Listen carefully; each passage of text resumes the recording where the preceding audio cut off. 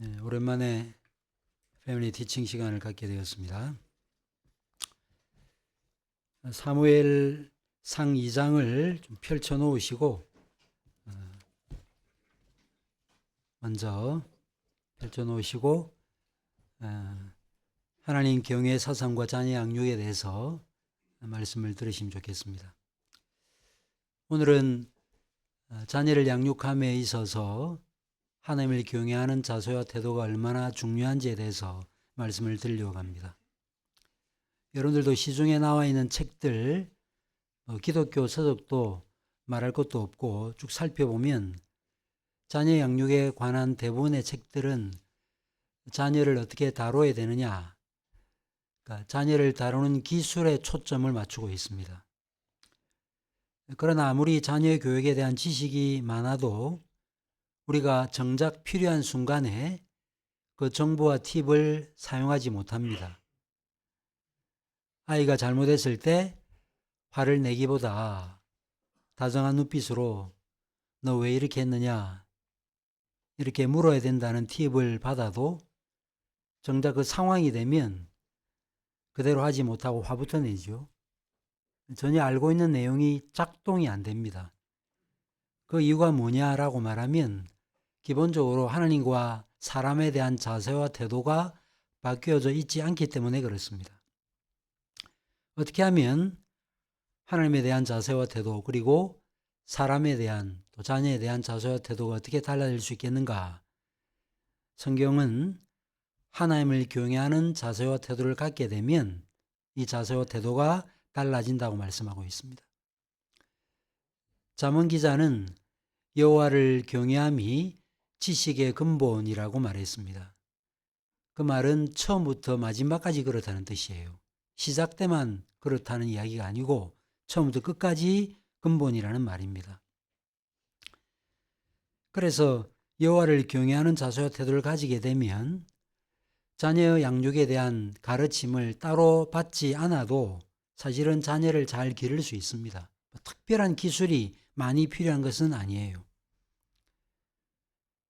그래서 자녀 양육에 관한 기술을 습득하기보다 오히려 하나님을 경외하는 자세와 태도를 먼저 가질 필요가 있습니다.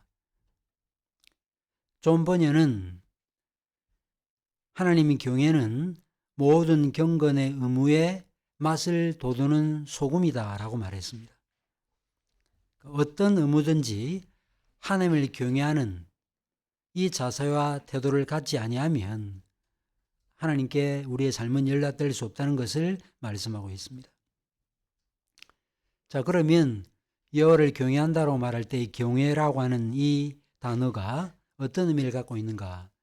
이라트라는 단어인데요. 어떤 사람들은 이제 이것을 존경이라는 말로 번역하기도 합니다. 그런데 이 이라시라는 이 단어는 염려로부터 공포까지, 염려에서부터 공포까지 모든 사항에 대해서 사용할 수 있는 단어입니다. 그래서 존경이라는 이 해석은 뜻은 본래 단어의 의미를 잘 드러낸다고 볼 수 없는 것입니다. 그래서 경외라는 단어는 존경과 두려움을 갖는 경외심이라고 할 수 있겠습니다. 그러면 우리가 이 경외심을 먼저 누구에 대해서 누구를 향해서 갖게 되는 경외심인가? 당연히 만군의 여호와 거룩하신 왕에 대해서 갖는 두려움이죠.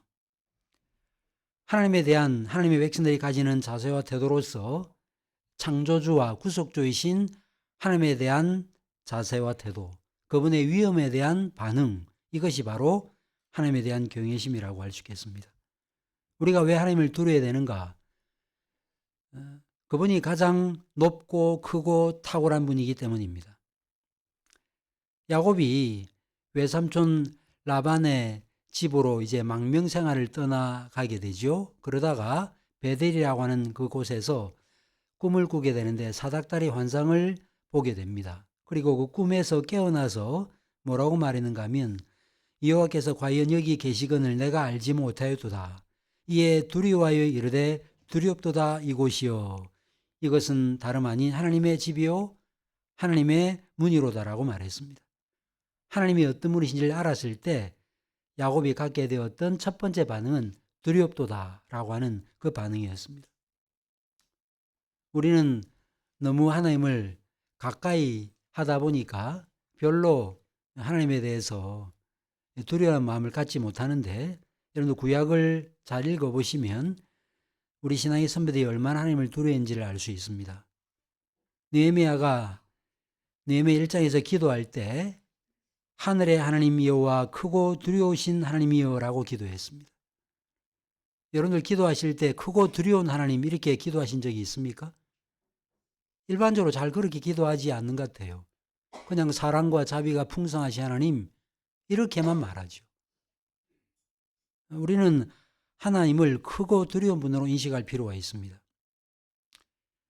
느헤미야 4장 14절에서는 느헤미야가 귀족들과 백성들이 자신에게 나오는데 뭐라고 말하는가 하면, 너희는 그들을 두려워하지 말고, 즉 대적들을 두려워하지 말고 지극히 크시고 두려우신 주를 기억하라고 말씀했습니다. 그리고 느헤미야 9장에 보면 느헤미야의 회개 기도가 나타나고 있는데 그 기도에도 이런 내용이 나타납니다. 우리 하나님이여 광대하시고 능하시고 두려우시며 언약과 인자하심을 지키시는 하나님이라고 기도했습니다. 그래서 느헤미야서를 쭉 읽어보면 이 느헤미야를 비롯한 신앙의 선배들이 얼마나 하나님을 크게 두려워했는지를 알 수 있습니다. 이런 경외심, 두려움을 갖게 되면 하나님의 위엄에 대한 경건한 경외심, 존경심을 당연히 가지게 되는 것이고, 이런 자세와 태도를 제일 먼저 보여주었던 사람은 믿음의 조상 아브라함이었습니다. 하나님께서 아브라함에게 내 자손, 내 자녀, 약속의 아들인 이삭을 번제로 바치라고 명령했습니다. 그때 아브라함은 지체하지 않고 아침 일찍 일어나서 모리아산으로 떠나서 독자 이삭을 모리아산에서 번제로 드리려고 했습니다. 그때 하나님께서 뭐라고 말씀하셨습니까?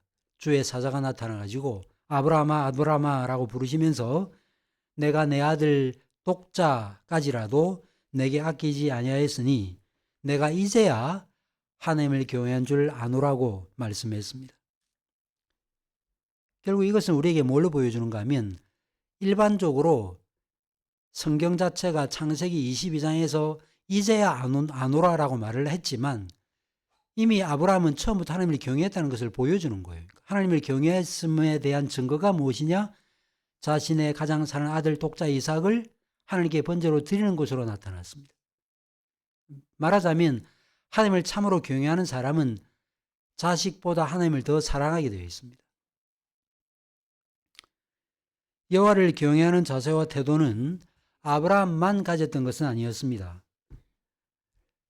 야곱이 외삼촌 라반의 집으로 망명생활을 떠나게 되고 14년 동안 라헬과 레아를 위해서, 6년 동안 또 외삼촌을 위해서 20년 도합 일을 하게 되죠. 그리고 하나님의 계시를 받게 되고 이제 자신의 고향으로 돌아오게 되는데, 이 사실을 뒤늦게 알게 된 라반이 야곱을 뒤쫓아왔습니다. 그래서 길르앗산에서 이 야곱이 라반과 함께 장막을 치게 되는데, 그때 라반이 왜 나를 속이고 몰래 야반 도주했느냐? 내가 간다고 하면 풍악을 울리고 잘 먹여서 보낼 텐데 왜 그렇게 했느냐? 조카 야곱을 꾸짖었죠. 그때 야곱이 자신이 20년 동안 얼마나 고생했는지를 쭉 언급했습니다. 낮에는 더위로 밤에는 추위로 눈붙일 겨를 없이 지냈습니다 라고 말을 하면서 우리 아버지의 하나님, 아브라함의 하나님, 곧 이삭에 경외하는 이가 나와 함께 계시 아니하셨더라면 외삼촌께서 나를 공수로 빈손으로 돌려보냈을 것이라고 말했습니다. 우리 아버지의 하나님, 누굴 가리키죠? 이삭의 하나님이죠. 그러면서 아브라함의 하나님이라고 말했습니다. 그런 다음 곧 이삭이 경외하는 이라고 말했습니다. 그러니까 야곱이 하나님을 언급할 때 아브라함의 하나님이라고 말을 하고 난 다음 자기 아버지 이삭이 경외하는 분이라고 표현했다는 것입니다. 야곱은 20년 동안 아버지와 함께 살지 못했어요.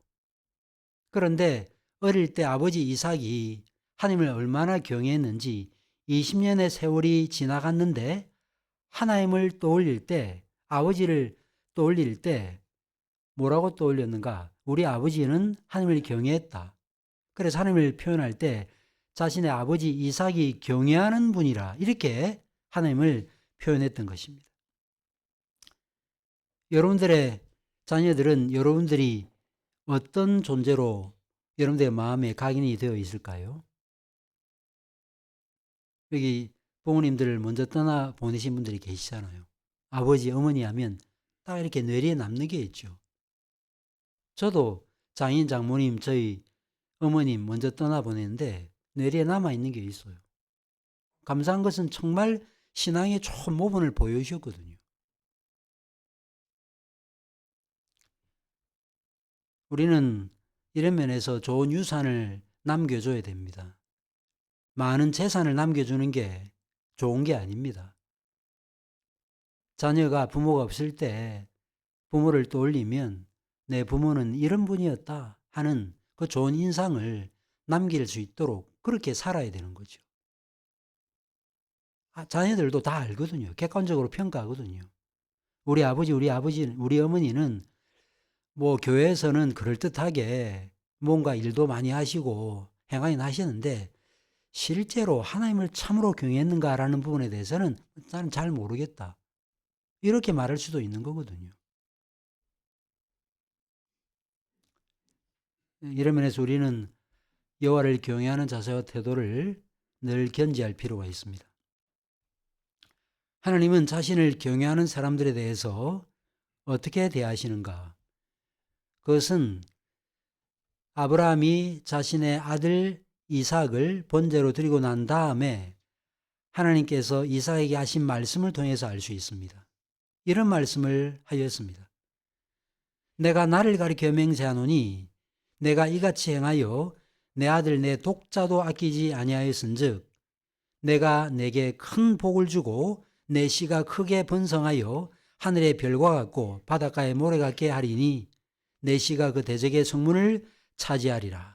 또 내 씨로 말미암아 천하 만민이 복을 받으리니 이는 내가 나의 말을 준행하였음이라고 말씀했습니다. 이 말은 믿음의 후손들이 많아진다는 이야기겠지요. 하나님을 경외하고 하나님을 경외함으로 자기 독자 이삭까지 드리는 이 아브라함의 후손들이 하늘의 별처럼 많아지게 될 것이라는 말씀입니다. 결국 이 말은 하나님을 경외하는 이 일과 후손들에게 임하는 복은 밀접한 상관관계를 갖고 있다는 것을 보여줍니다. 그렇다면 아브라함과 이삭, 야곱이 하나님을 경외하는 삶을 살았다면 야곱의 12아들이 조상이 된 이스라엘 백성들은 어떤 삶을 살았을까요? 하나님은 이스라엘 백성들도 자신을 경외하는 백성이 되기를 원하였습니다. 하지만 이스라엘 백성들은 하나님을 경외하려고 하지 않았고 결국 이 때문에 하나님께서 이스라엘 백성들에게는 복을 베푸실 수가 없었던 것입니다. 진정한 언약 백성이라고 하면 잘못하는데 복을 베푸실 수가 없어요. 삶이 고통스럽고 어려울 수밖에 없는 것입니다. 그래서 이스라엘 백성들이 시내산에서 금송아지를 만들어서 우상 숭배를 했고 38년의 시간이 지나고 난 다음에 그 사건을 회고하면서 하나님께서 이렇게 말씀했죠. 모세를 통해서. 다만 그들은 이스라엘 백성들을 가리키는데 다만 그들이 항상 이 같은 마음을 품어 나를 경외하며 내 모든 명령을 지켜서 그들과 그 자손이 영원히 복받기를 원한다. 신명기 5장 29절에 말씀했습니다. 그 과거의 뼈아픈 그 잘못을 회고하시면서 내 이스라엘 백성들, 내 자녀들은 나를 경외하여 그 명령을 지켜서 복받기를 원한다라고 말씀했던 것입니다. 저는 우리 사랑하는 교우들이 이런 자세와 태도를 통해서 자녀들이 참된 복을 받기를 바랍니다. 여호와를 경외한다라는 이 말, 아까도 제가 설명을 드렸지만 조금 더 풀어 설명한다면 여호와를 경외한다라는 이 말은 현실적으로 사는 곳은 이 땅, 이 세상이지만 실제로는 하나님 앞에서 살아가는 자세와 태도를 가리킵니다. 여호와를 경외한다는 것은 그걸 가리키는 거예요. 물리적인 상황은 안 믿는 사람과 똑같습니다. 우리도 다 직장 생활하고 늦게 퇴근하고 피곤하고 힘들고 가족과의 관계 안에서 때로는 어려움을 겪고 다 똑같습니다. 그런데 그런 삶의 환경은 거의 다를 바 없지만 자세와 태도가 달라야 된다는 거예요. 하나님 앞에서 행하는 자세와 태도를 가져야 된다라는 말입니다. 하나님을 경외하는 것이 왜 중요한가? 하나님께서 우리를 창조하시고 우리를 구속하신 목적은 하나님을 영화롭게 하고 그분을 영원토록 즐거워하기 위함입니다. 그런데 이 일이 가능하기 위해서는, 다시 말해서 하나님을 영화롭게 하고 그분을 영원토록 즐거워하기 위해서는 하나님을 경외하는 것이 우선이에요. 하나님을 경외해야 이 일이 가능한 것입니다. 하나님을 경외하지 않는 사람은 하나님을 우선시할 수 없고 하나님께 영광을 돌릴 수 없습니다. 그래서 우리의 삶 가운데 다양한 문제들이 있고 다양한 제안들이 들어올 때 내가 이 제안을 받아야 될 것인지 말 것인지, 이런 상황에 대해서 내가 어떻게 반응해야 될 것인지 하는 이 모든 키는 내가 여호와를 경외하는 자세와 태도를 가지고 있는가에 달려 있습니다. 여호와를 경외한다라는 이 단어를 떠올리면서 여호와를 경외한다라고 하면 이 제안을 받아야 될 것인가? 여호와를 경외한다면 이 상황에서 어떻게 될 것인가? 이 질문을 해야 되는 거죠. 그럴 때 하나님의 면전 앞에서 기도함으로 갖게 되는 생각, 하나님이 주시는 마음 그대로 행하는 것이 여호와 경외입니다. 그런데 이런 여호와를 경외하는 자세는 자녀 교육에 고스란히 적용될 수밖에 없습니다. 다른 일도 마찬가지겠지만 고스란히 다 적용될 수밖에 없어요. 제가 어느 한 여성도님에 대한 이야기를 들었는데요. 삶이 그렇게 녹록지 않은 상황 가운데서 자신이 할 수 있는 어떤 일이 있었다는 거예요. 그런데 주일을 한 2번 빠져야 되는 일이 들어왔다는 거예요. 돈은 더 많이 주겠다고 제안이 들어왔습니다. 그런데 그 제안이 딱 들어왔는데 내 남편도 믿음이 잘 세워져 있지 않고 아이들도 그런데 내가 이 제안을 받으면 어떻게 되지? 그래서 그 제안을 그냥 받지 않고 또 어려운 일을 했다는 거예요. 제가 들었던 최근의 이야기. 여호와를 경외한다는 것은 그걸 가리키는 거죠. 그런 걸 가리키는 것이지 무슨 이렇게 엄중하게 예배하는 그런 자세와 태도만을 가리키는 것이 아닌 것입니다. 여호와를 경외하는 자는 자녀 영역과 관련해서 어떤 자세와 태도를 가지는가?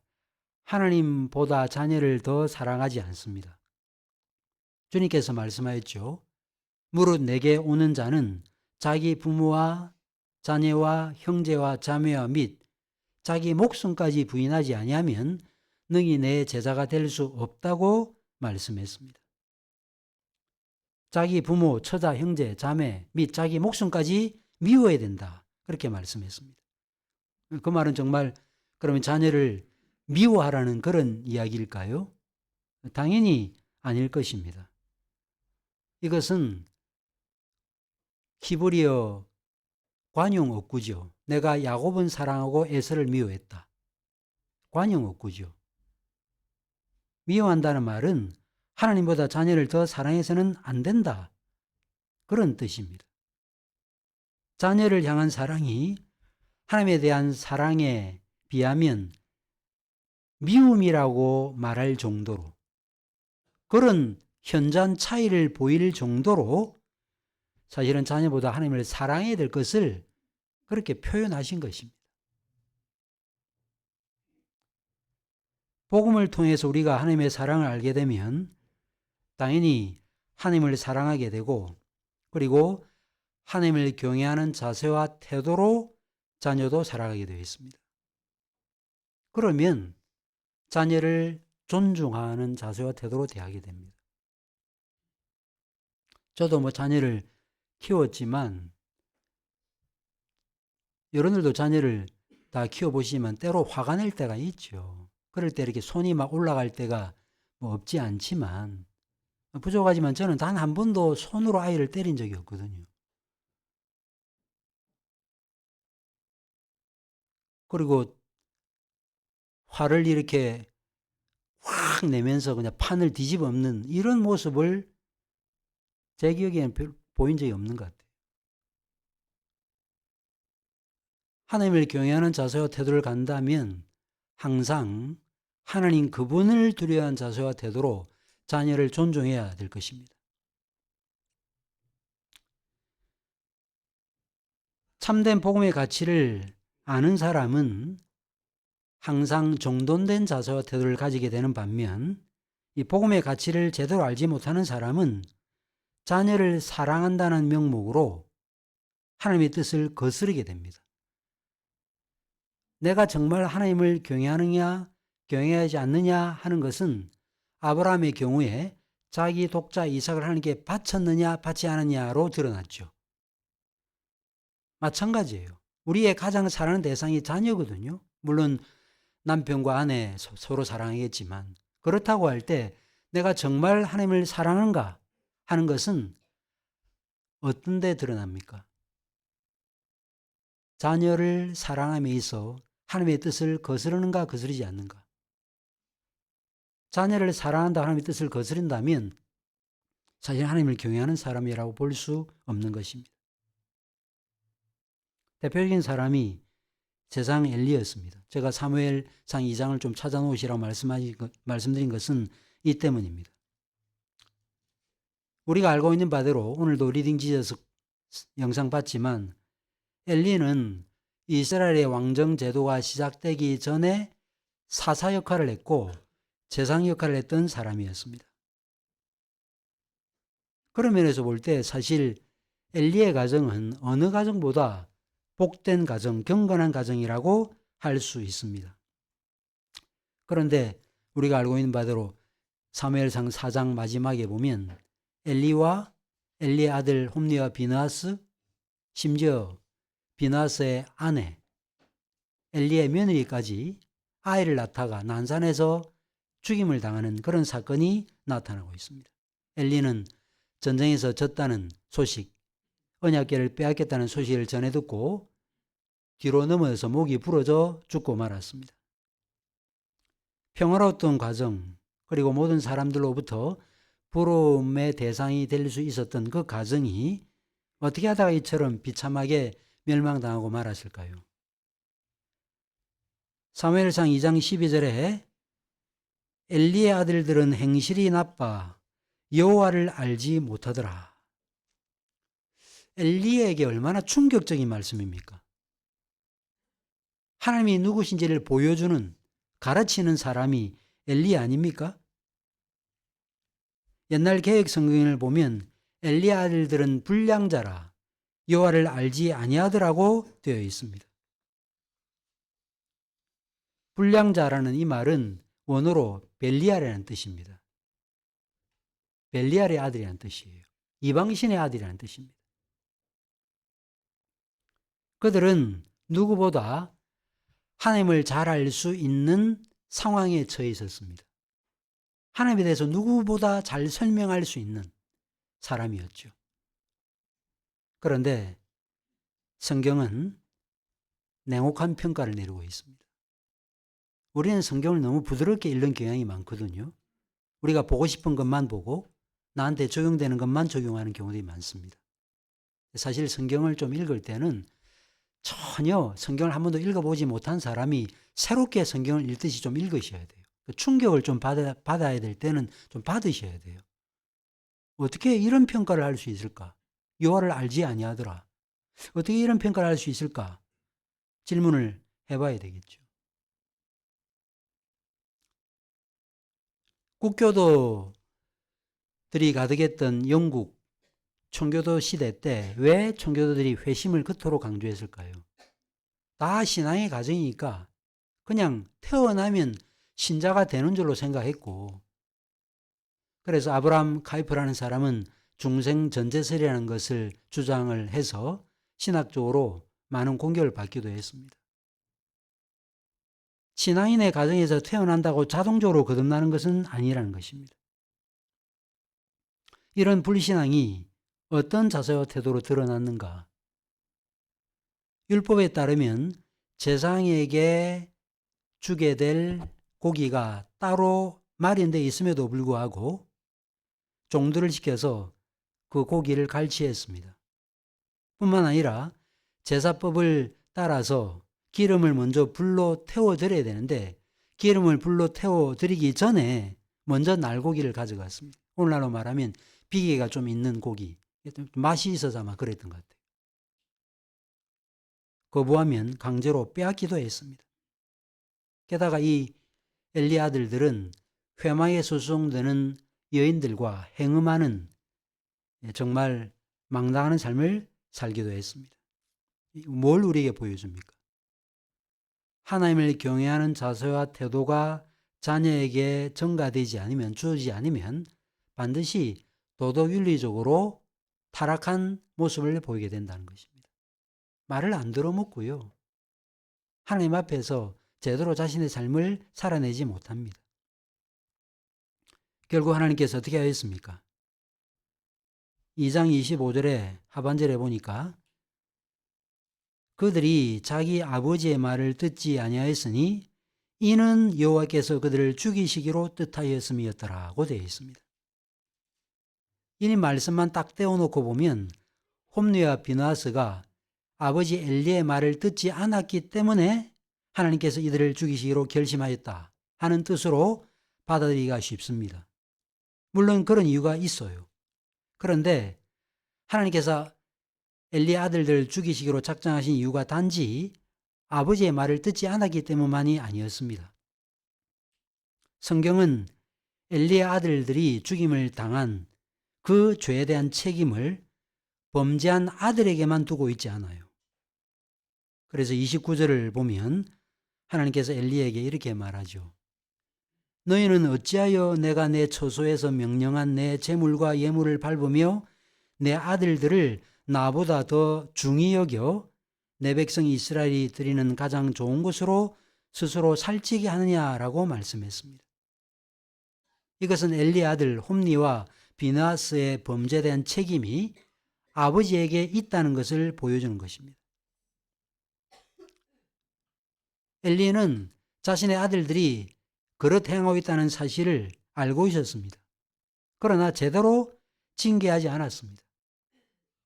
그냥 왜 이렇게 했느냐 뭐 이런 정도 말밖에 하지 않았어요. 다윗이 암논을 올바로 징계하지 않을 때 어떤 일이 나타났습니까? 형제들 간에 살육전이 일어났잖아요. 그런데 왜 그러면 엘리는 자기 아들을 올바로 징계하지 못했는가? 성경은 하나님보다 아들을 더 중히 여기기 때문이라고 말씀하고 있습니다. 그러니까 엘리에게 있어서는 피가 신앙보다 진했던 거예요. 엘리는 하나님보다 아들들이 더 소중한 존재였습니다. 자식보다 우리에게 자식을 맡겨주신 하나님을 더 귀하게 여겨야 됨에도 오히려 자식을 주신 하나님보다 자식을 더 귀하게 생각했던 것입니다. 그러다가 결국 망하고 만 것입니다. 성경은 하나님보다 자기 자녀를 선호한 자세를 책망합니다. 제사를 짓밟는 행위와 회막문에서 수송되는 여인과 간통한 행위에 대해서 정당하게 징계하지 않고 방치했던 행위는 여호와보다 아들을 더 존중히 여기는 행위라고 말씀하고 있는 것입니다. 결국 엘리 가정이 왜 다 망하고 말았는가? 아버지도 죽고 아들도 죽고 며느리까지 죽는 이런 비극이 왜 일어나게 되었는가? 하나님보다 아들을, 자식을 더 존중히 여기기 때문입니다. 그래서 30절에 나를 존중히 여기는 자를 내가 존중히 여기고 나를 멸시하는 자를 내가 경멸하리라고 말씀했습니다. 기독교 교육의 대헌장이라고 부르는 신명기 6장 말씀을 잘 아시죠? 내 자녀에게 부지런히 가르치며 집에 앉았을 때든지 길을 행할 때든지 누웠을 때든지 일어날 때든지 이 말씀을 강론하라. 뾰족히 새기라. 마음에 각인시키라는 말씀입니다. 이것은 가르치는 책임이 부모에게 있음을 보여줍니다. 늘 강조하는 말씀이죠. 여러 번 말씀드리지만 교회 학교는 영국에서 만들어져서 선교사에 의해서 소개되면서 우리나라의 교회 학교가 활성화되었습니다. 일반적으로 지금 우리 아이들이 유치부, 초등부, 중고등부 지금 공부하고 있긴 하지만 사실은 일반 개혁교회는 그렇게 따로 하지 않아요. 그냥 요리문단만 가르칩니다. 성찬상으로 나아가도록 만드는 거예요. 때로 저희 교우들 중에 입교가 좀 늦어지고 그 다음에 신앙에서 떠나는 그런 분들을 보면 참 마음이 아픈데요. 왜 한국 교회는 그렇게 교회 학교가 활성화되었는데 왜 이렇게 점점 교회 규모가 줄어드는가 라고 할 때 교회 학교가 활성화되지 않아서 그런가? 이런 질문 하실 수 있는데 전혀 그렇지 않습니다. 부모의 자세와 태도가 제일 중요한 거죠.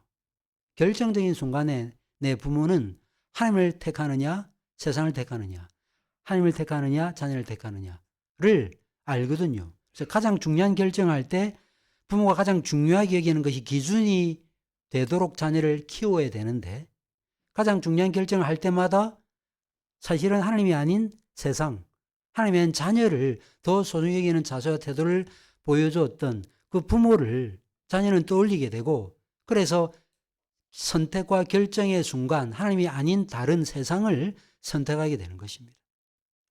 그게 쌓이다가 믿음에서 떠나게 되는 것입니다. 왜 그러면 그런 일이 일어나게 되는가?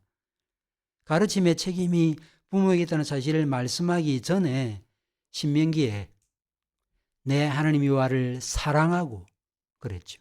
마음과 뜻과 정성과 힘을 다해서 내 하나님을 사랑하고라는 말이 먼저 나타납니다. 이것은 부모가 먼저 마음과 성품과 뜻과 의지를 다해서 하나님을 사랑하는 이런 일이 일어나지 아니하면 실질적인 의미에서의 신앙교육은 이루어질 수 없다는 것을 보여줍니다. 그래서 신앙교육은 입술에서 시작하는 게 아니고 우리 마음에서부터 시작합니다. 내 마음이 어떤 마음인지, 어떤 자세와 태도를 갖고 있는지 여기에서부터 신앙교육은 시작이 되는 것입니다. 제가 연산 크리스찬 스쿨 학부모들에게 책을 이번에 가정의 습관으로 양육하라는 책을 읽도록 하면서 제가 체크를 하도록 그렇게 했거든요. 실천 사항을 쓰고 그 다음에 체크하도록 했는데 그 책에 보면 제가 그 책이 너무 좋은 책이라고 말씀드렸죠.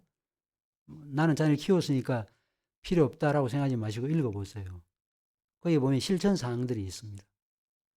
아이가 일어나면 침대 옆에서 1분 기도하는 거. 자녀가 학교 갈 때 딱 앉고 한 1분 기도하는 거. 그거 얼마 안 걸리거든요. 그 뭐 시간이 몇 시간 걸리는 게 아니잖아요. 근데 그런 것들이 습관이 되면 그 틀 안에서 자녀가 자라나게 되는 거거든요. 자녀의 교육은 기술의 문제가 아니고 마음의 문제입니다. 요나나 에드워드의 아버지 디모데, 그러니까 에드워드의 할아버지죠. 그 디모데가 자기 부친 리처드, 요나나 에드워드의 할아버지를 사랑했는데 이 디모데가 자기 부친을 사랑했던 가장 중요한 이유는 리처드, 즉 요나나 에드워드의 할아버지가 훌륭한 그리스도인이기 때문이었다는 것입니다. 사랑했던 이유는 그거였다는 거예요. 그래서 요나나 에드워드의 아버지 디모데가 자기 아버지 리처드에 대해서 이렇게 고백을 한 것을 제가 읽었습니다. 그는 하나님 앞에서 단지 그를 믿는 데서 그치지 않고 아주 즐거워하는 것처럼 보였다. 기도 중에 그는 하나님께 아주 가까이 나가는 것처럼 보였다. 이렇게 기록을 했습니다. 하나님께 아주 가까이 나가는 것처럼. 그분을 아주 즐거워하는 것처럼 보였다라고 기록에 남겨놓은 것입니다. 이런 자세와 태도를 가졌기 때문에 리처드, 그 다음에 디모데, 그 다음에 요난 에드워드, 그 다음에 요난 에드워드의 손주, 손녀들, 후손들, 여러분들 인터넷에 보면 나타나지요. 한 살인자의 후손, 요난 에드워드의 자녀들. 요난 에드워드의 자녀들은 몇 대 내려가면서 신앙의 거목들이 그냥 뭐 수십 명 생긴 거예요. 여호와를 경외하는 자세와 태도를 끝까지 견지했음을 보여줍니다. 두려움에는 두 가지 두려움이 있는데 금지된 두려움과 권장된 두려움이 있습니다. 금지된 두려움은 우리를 노예로 만듭니다. 우리를 두려워하기만 만들어요. 하나님께 가까이 나아가지 못하도록 만듭니다. 그러나 권장된 두려움은 피하게만 만들지 않고요. 아담과 하와는 두려워서 피했죠. 그런데 성경이 말하는 두려움은 피하도록 만드는 두려움이 아니라 그럼에도 불구하고 하나님께 가까이 나아가도록 만드는 두려움입니다. 이것은 마치 세자가 부왕에게 나아가는 자세와 태도라고 할 수 있겠습니다. 이런 자세와 태도를 성경이 말씀하고 있습니다. 십계명이 나오는 출애기 20장 20절에 십계명을 마무리하면서 이런 말씀을 했습니다. 두려워하지 말라. 하나님이 임하심은 너희를 시험하고 너희로 경외하여 범죄하지 않게 하려 하심이라고 말씀했습니다. 하나님에 대한 경외심은 우리를 도망가도록 만드는 두려움이 아니라 하나님을 주목하고 하나님의 음성을 듣도록 만드는 두려움이다. 이 두려움을 늘 이렇게 가지면서 신앙생활을 하게 될 때 우리 자녀들은 하나님 앞에서 마땅히 가져야 될 자세와 태도를 가지고 신앙생활을 하게 되는 것입니다. 이런 자세와 태도를 평생 견지하시는 우리 사랑하는 모든 교우들 되시기를 바랍니다. 기도하겠습니다. 여호와를 경외하는 자세와 태도가 자녀 양육은 말할 것도 없고 다른 일과 관련해서 얼마나 중요한 기본적인 자세와 태도인지를 배웠습니다.